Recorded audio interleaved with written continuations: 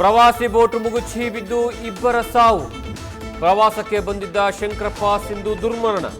ಉಡುಪಿಯ ಕೋಡಿಬೆಂಗ್ರೆ ಅಳಿವೆ ಬಾಗಿಲಿನಲ್ಲಿ ಘಟನೆ.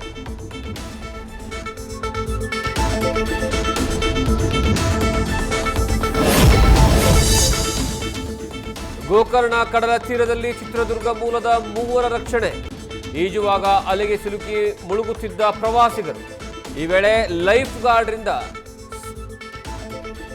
ರೆಸ್ಕ್ಯೂ.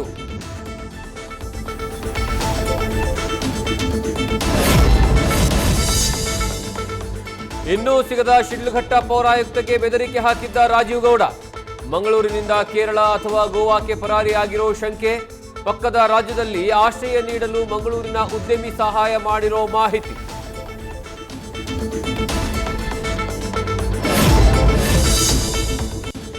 ರಾಜೀವ್ ಗೌಡನನ್ನ ಹಿಡಿತೀವಿ ಬಿಡೋದಿಲ್ಲ. ಎಷ್ಟು ದಿವಸ ಅಂತ ತಪ್ಪಿಸ್ಕೊಂಡು ಹೋಗಲಾಗುತ್ತೆ? ತುಮಕೂರಿನಲ್ಲಿ ಗೃಹ ಸಚಿವ ಡಾಕ್ಟರ್ ಜಿ ಪರಮೇಶ್ವರ್ ಹೇಳಿಕೆ. ನ್ಯೂಸ್ ಫಸ್ಟ್ ನಿರ್ಭೀತಿಯಿಂದ ನಿಮ್ಮ ಪರವಾಗಿ.